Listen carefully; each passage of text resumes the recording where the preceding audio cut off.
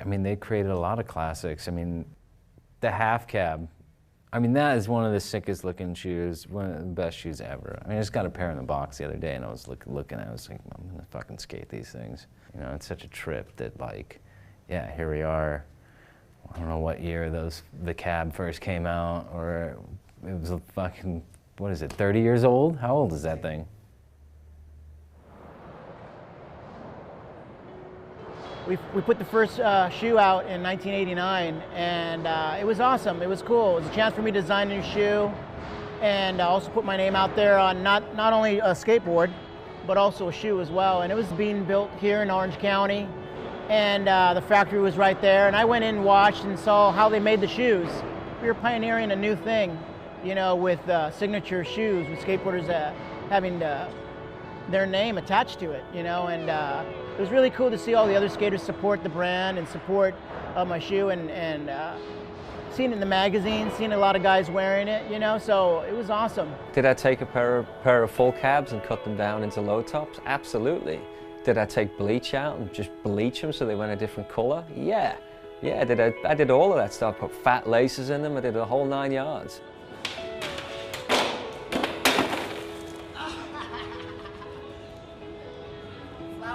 Yeah, I don't know. The only time I ever had a pair of half cabs was when Billy Pepper gave them to me, and I was size 9s and I was a size 6, and I still wore them. And I was at a Canberra demo. But I didn't cut them down. I saw my friends doing that, cutting them down and taping them. I'm not really sophisticated about my shoes, so I wouldn't really be the guy to ask about how to change shoes. I never really spray paint them or anything like that, or do anything cool.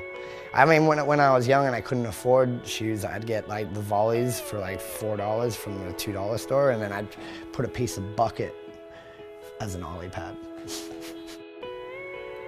I think at the time I was just doing what skateboarding was doing, you know. I don't even know if at the time I put together that obviously there's that function of not having the full cab, you know, lace up, you know, you got that movement in the ankle and stuff like that. Like, I was just like, oh, that looks sick. You chop cut off pants, cut the shoes down, and then put stickers all over the rim of it, you know.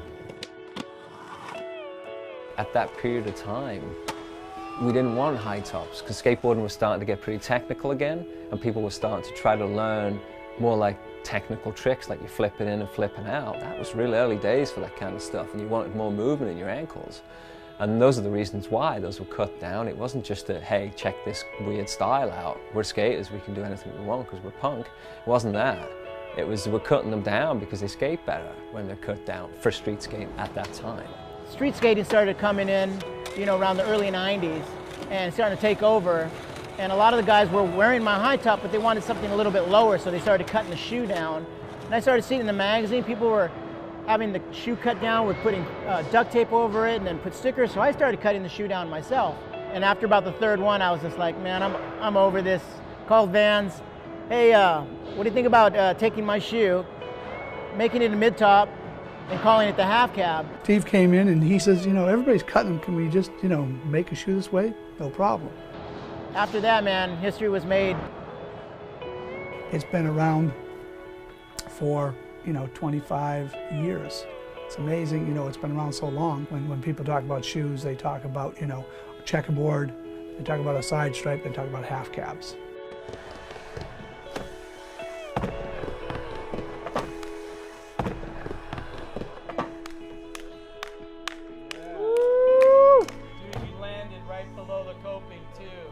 Oh yeah, it's gonna look amazing. See, that's the thing too, it's like,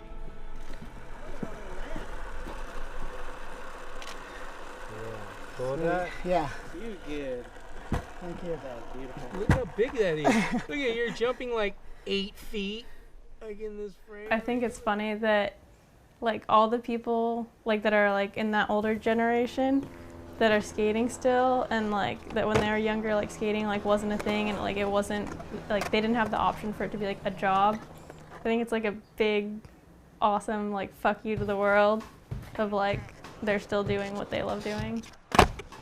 Ooh, street daddy. Carve it up.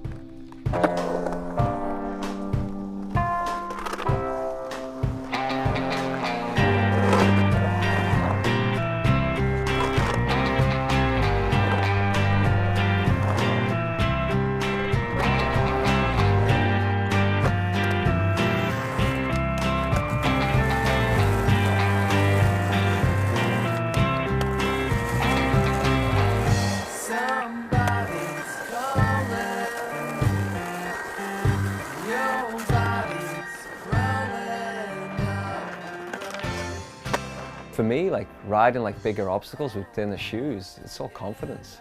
Made me skate better, made me feel more confident when I was riding. I liked the way that they looked.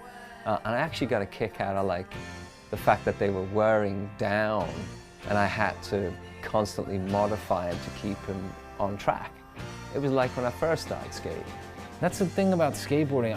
Me growing up, it's like, I could put together a Gons blind board and look at that shape and I'll get that same feeling, And like I put on a pair of half cabs or old schools or skate highs and you look at that toe and it just gives you that same feeling. It's like, it's sick, I still skate and I look down at my feet and all of that's there, I rode for another shoe company before Vans, and prior to that, I pretty much rode Vans, so I knew exactly what the vulcanized shoe was and how it skated, and it always skated top notch. So even when I rode for another shoe company, there was always in the back of your mind, like the grip and the control and everything you're gonna get with Vans. I just skate mainly Authentics and slip-ons occasionally. I like skating really, really thin shoes. Yeah, just like the way you can feel your board. Yeah, it's crazy even using like an Era now, since I've been using such thin shoes that like even a little bit of padding kind of makes the shoe feel way more bulky. I couldn't imagine like wearing like back in the day, like a D3 or something, skating in that. When I first started riding Vans, I was not taking shoes from the building for the first 12 months. I was using old stock made in the USA eras.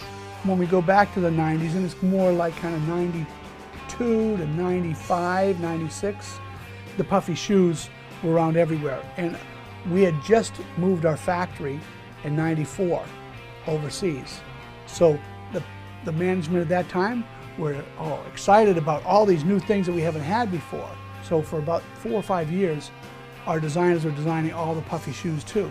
Forgot about what our roots were. And you could look at the wall of 100 shoes and couldn't tell which one was Vans. So I finally, actually in a meeting, told everybody, hey, you guys, we're all full of shit. It's not what we're about.